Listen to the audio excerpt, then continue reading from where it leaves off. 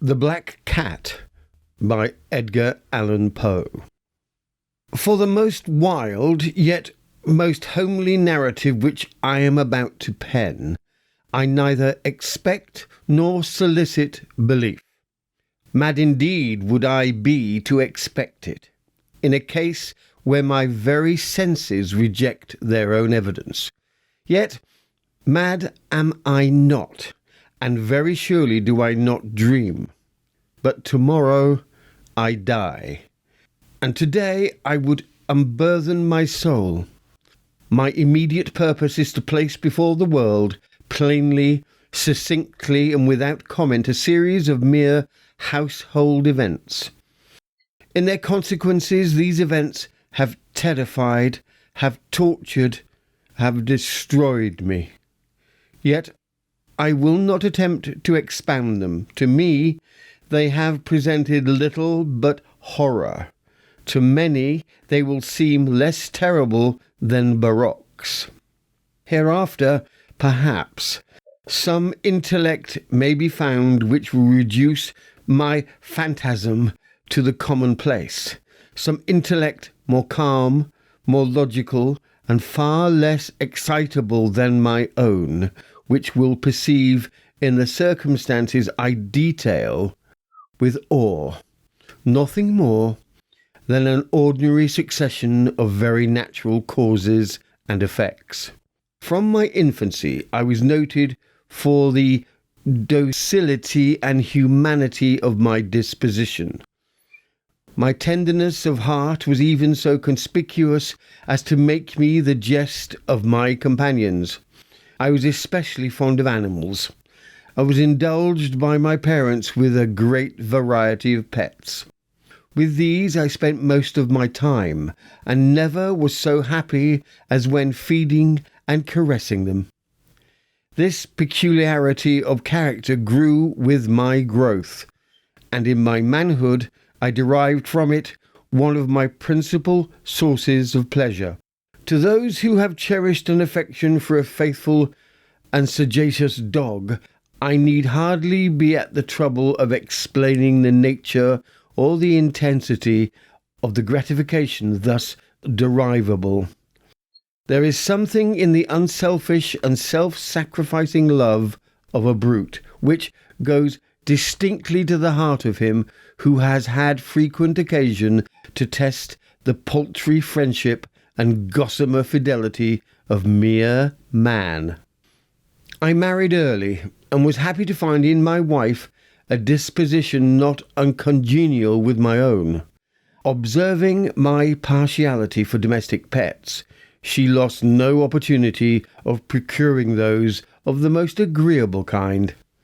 We had birds, goldfish, a fine dog, rabbits, a small monkey, and a cat. This latter was a remarkably large and beautiful animal, entirely black, and sagacious to an astonishing degree.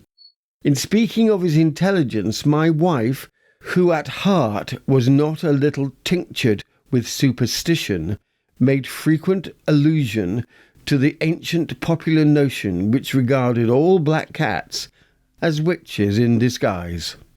Not that she was ever serious about this point, and I mention the matter at all for no better reason than it happens just now to be remembered. Pluto, this was the cat's name, was my favourite pet and playmate. I alone fed him, and he attended me wherever I went about the house. It was even with difficulty that I could prevent him from following me through the streets. Our friendship lasted in this manner for several years, during which my general temperament and character, through the instrumentality of the fiend intemperance, had, I blush to confess it, experienced a radical alteration for the worse. I grew, day by day, more moody, more irritable, more regardless of the feelings of others. I suffered myself to use intemperate language to my wife. At length, I even offered her personal violence. My pets, of course, were made to feel the change in my disposition. I not only neglected but ill-used them. For Pluto, however, I still retained sufficient regard to restrain me from maltreating him, as I made no scruple of maltreating the rabbits, the monkey, or even the dog, when by accident or through affection they came in my way. But my disease grew upon me, for what disease is like alcohol?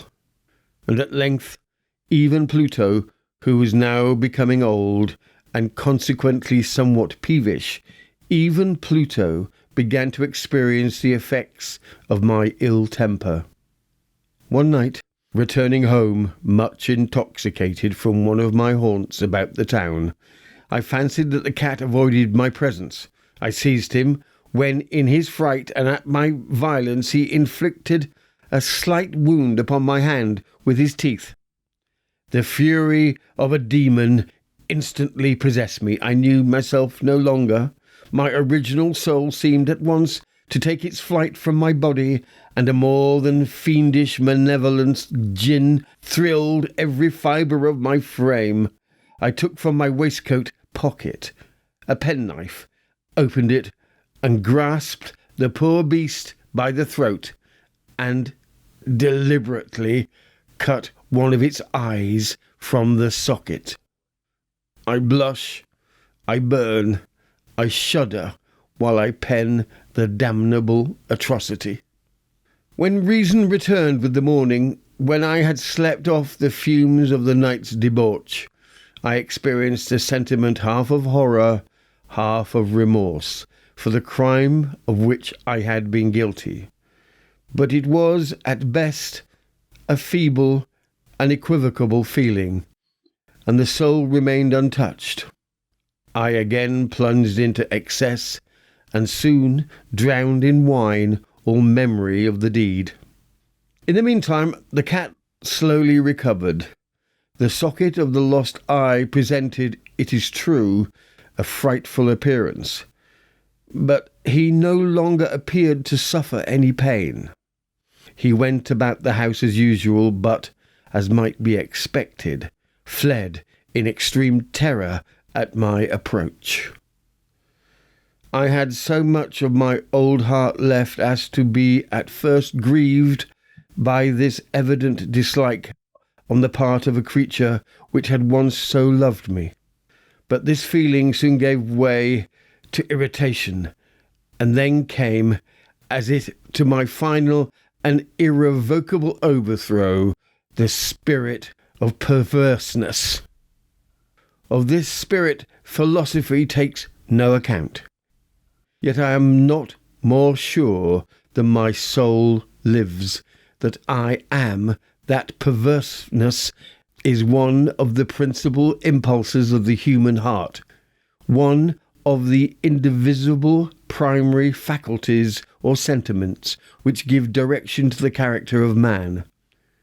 Who has not 100 times found himself committing a vile or a silly action for no other reason than because he knows he should not? Have we not a perpetual inclination, in the teeth of our best judgment, to violate that which is law, merely because we understand it to be such? This spirit of perverseness, I say, came to my final overthrow. It was this unfathomable longing of the soul to vex itself, to offer violence to its own nature, to do wrong for the wrong's sake only, that urged me to continue and finally to consummate the injury which I had inflicted upon the unoffending brute.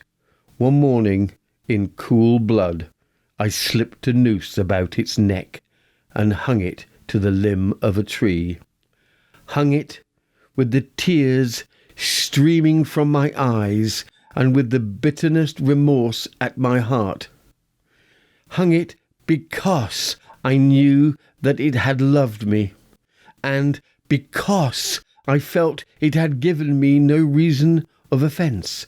Hung it because I knew that in so doing I was committing a sin, a deadly sin, that would so jeopardize my immortal soul as to place it, if such a thing were possible, even beyond the reach of the infinite mercy of the most merciful and most terrible God.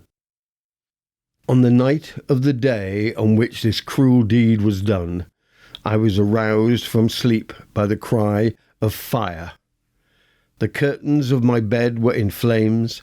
The whole house was blazing. It was with great difficulty that my wife, a servant, and myself made our escape from the conflagration. The destruction was complete. My entire worldly wealth was swallowed up, and I resigned myself henceforward to despair.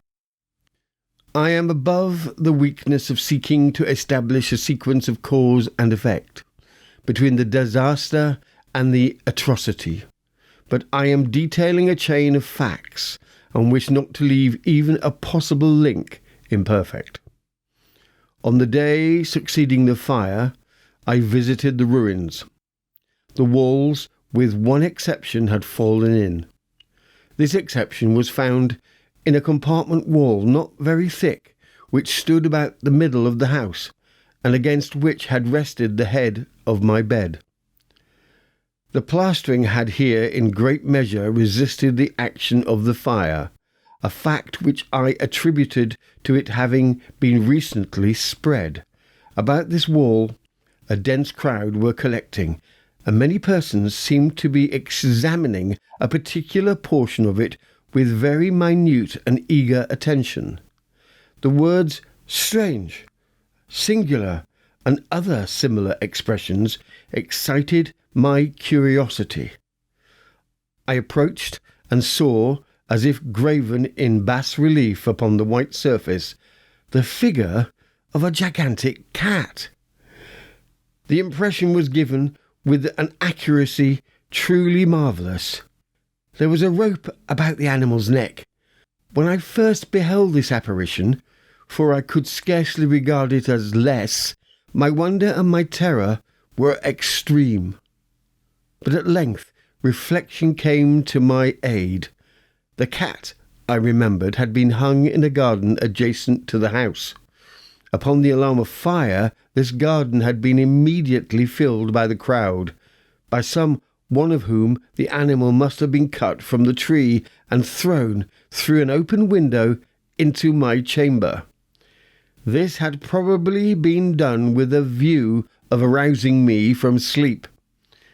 The falling of the other walls had compressed the victim of my cruelty into the substance of the freshly spread plaster, the lime of which, with the flames and the ammonia from the carcass, had then accomplished the portraiture as I saw it.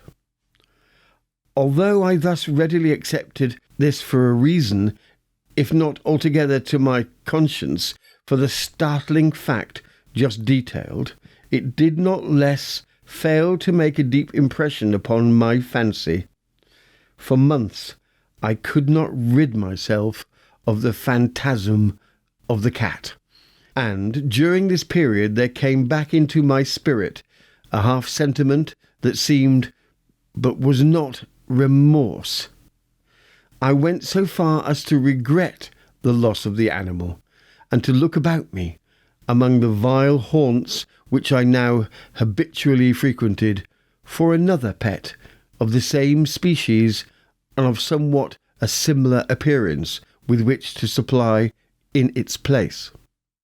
One night, as I sat, half stupefied in a den of more than infamy, my attention was suddenly drawn to some black object reposing upon the head of one of the immense hogsheads of gin or rum which constituted the chief furniture of the apartment.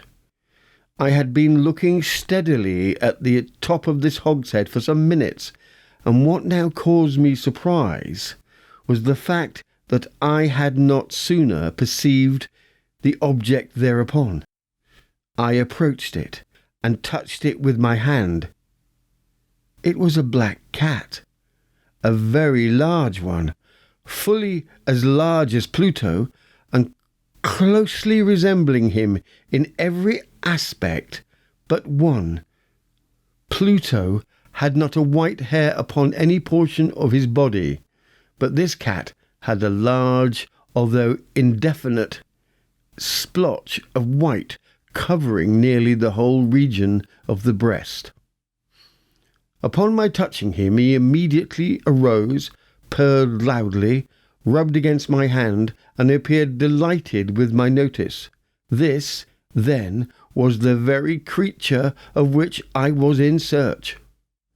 I at once offered to purchase it of the landlord, but this person made no claim to it, knew nothing of it, and had never seen it before.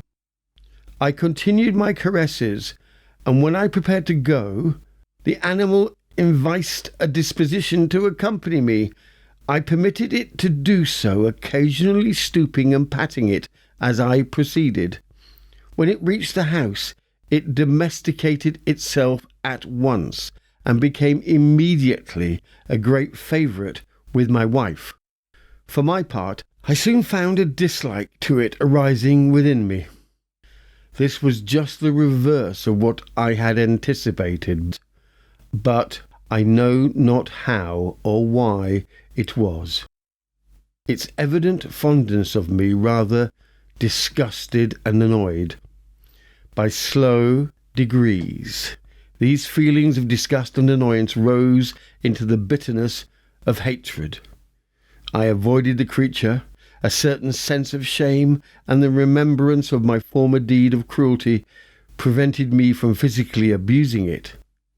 I did not for some weeks strike or otherwise violently ill-use it, but gradually, very gradually, I came to look upon it with an unutterable loathing, and to flee silently from its odious presence as from the breath of a pestilence. What added no doubt to my hatred of the beast was the discovery on the morning after I brought it home that, like Pluto, it also had been deprived of one of its eyes. This circumstance, however, only endeared it to my wife, whom, as I have already said, possessed in a high degree the humanity of feeling which had once been my distinguishing trait, and the source of many of my simplest and purest pleasures. With my aversion to this cat, however, its partiality for myself seemed to increase. It followed my footsteps with a pugnacity which it would be difficult to make the reader comprehend. Whenever I sat, it would crouch beneath my chair or spring upon my knee, covering me with its loathsome caresses. If I arose to walk, it would get between my feet and thus nearly throw me down, or fastening its long and sharp claws into my dress, clamber in this manner to my breast, and at such times, although I longed to destroy it with a blow, I was yet withheld from so doing, partly by a memory of my former crime, but chiefly, let me confess it at once, my absolute dread of the beast. This dread was not exactly a dread of physical evil, and yet I should be at a loss how otherwise to define it. I am almost ashamed to own, yes, even in this felon's cell, I am almost ashamed to own that the terror and horror with which the animal inspired me had been heightened by one of the merest chimeras it would be possible to conceive. My wife had called my attention more than once to the character of the mark of white hair of which I have spoken, and which constituted the whole sole visible difference between the strange beast and the one I had destroyed.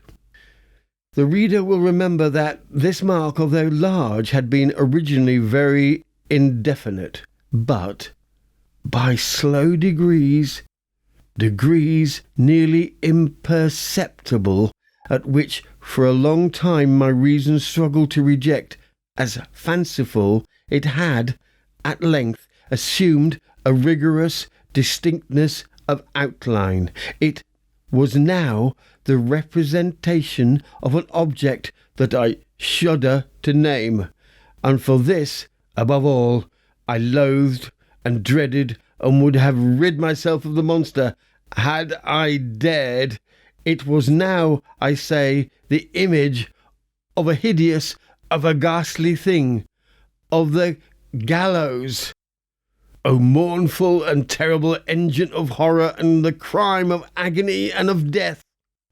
And now I were indeed wretched beyond the wretchedness of mere humanity, and a brute beast whose fellow I had contemptuously destroyed, a brute beast to work out for me, a man fashioned in this image of the high God, so much of insufferable woe. Alas! Neither by day nor by night knew I the blessing of rest any more. During the former, the creature left me no moment alone, and in the latter I started hourly from dreams of unutterable fear to find the hot breath of the thing upon my face and its vast weight, an incarnate nightmare that I had no power to shake off, incumbent internally upon my heart. Beneath the pressure of torments such as these, the feeble remnant of the good within me succumbed. Evil thoughts became my sole inmates, the darkest and most evil of thoughts. The moodiness of my usual temper increased to hatred of all things and of all mankind, while from the sudden, frequent, and unforgivable outburst of a fury to which I now blindly abandoned myself, my uncomplaining wife, alas, was the most usual and the most patient of sufferers. One day she accompanied me upon some household errand into the cellar of the old building which our poverty compelled us to inhabit. The cat followed me down the steep stairs, and nearly throwing me headlong, exasperated me to madness. Uplifting an axe, and forgetting in my wrath the childish dread which had hitherto stayed my hand, I aimed a blow at the animal, which of course would have proved instantly fatal had it descended as I wished. But this blow was arrested by the hand of my wife. Goaded by the interference into a rage more than demoniacal, I withdrew my arm from her grasp and buried the axe in her brain. She fell dead upon the spot, without a groan. This hideous murder accomplished, I set myself forthwith, and with entire deliberation, to the task of concealing the body. I knew that I could not remove it from the house, either by day or by night, without the risk of being observed by the neighbours. Many projects entered my mind. At one period I thought of cutting the corpse into minute fragments and destroying them by fire. At another I resolved to dig a grave for it in the floor of the cellar. Again I deliberated about it. I deliberated casting it into the well in the yard, about packing it in a box, as if merchandise, with the usual arrangements, and so getting a porter to take it from the house. Finally, I hit upon what I considered a far better expedient than either of these. I determined to wall it up in the cellar, as the monks of the Middle Ages are recorded to have walled up their victims. For a purpose such as this, the cellar was well adapted. Its walls were loosely constructed, and had lately been plastered throughout with a rough plaster, which the dampness of the atmosphere had prevented from hardening. Moreover, in one of the walls was a projection, caused by a false chimney or fireplace that had been filled up and made to resemble the red of the cellar. I made no doubt that I could readily displace the bricks at this point, insert the corpse, and wall the whole up again as before, so that no eye could detect anything suspicious. And in this calculation I was not deceived. By means of a crowbar, I easily dislodged the bricks, and having carefully deposited the body against the inner wall, I propped it into that position, while, with little trouble, I relaid the whole structure as it originally stood, having procured mortar, sand, and hair, and with every possible precaution I prepared a plaster which could not be distinguished from the old, and with this I very carefully went over the new brickwork. When I had finished, I felt satisfied that all was right. The wall did not present the slightest appearance of having been disturbed. The rubbish on the floor was picked up with the minutest care. I looked around triumphantly and said to myself, "Here, at least, then, my labour has not been in vain." My next step was to look for the beast which had been the cause of so much wretchedness, for I had at length firmly resolved to put it to death. Had I been able to meet with it at the moment, there could have been no doubt of its fate. But it appeared that the crafty animal had been alarmed at the violence of my previous anger, and forbore to present itself in my present mood. If it's impossible to describe or to imagine the blissful sense of relief which the absence of the detested creature occasioned in my bosom. It did not make its appearance during the night, and thus, for one night at least, since its introduction into the house, I soundly and tranquilly slept. I slept, even with the burden of murder upon my soul. The second and the third day passed, and still my tormentor came not. Once again I breathed as a freeman. The monster, in terror, had fled the premises for ever. I should behold it no more. My happiness was supreme. The guilt of my dark deed disturbed me but little. Some few inquiries had been made, but these had been readily answered. Even a search had been instituted, but of course nothing was to be discovered. I looked upon my future felicity as secured. Upon the fourth day of the assassination, a party of the police came, very unexpectedly, into the house, and proceeded again to make rigorous investigation of the premises, secure, however, in the inscrutability of my place of concealment. I felt no embarrassment whatever. The officers bade me accompany them in their search. They left no nook or corner unexplored. At length, for the third or fourth time, they descended into the cellar. I quivered not in a muscle. My heart beat calmly as that of one who slumbers in innocence. I walked the cellar from end to end. I folded my arms upon my bosom and roamed easily to and fro. The police were thoroughly satisfied and prepared to depart. The glee at my heart was too strong to be restrained. I burned to say, if but one word, by way of triumph, and to render doubly sure their assurance of my guiltlessness. "Gentlemen," I said at last, as the party ascended the steps, "I delight to have allayed your suspicions. I wish you all health, and a little more courtesy.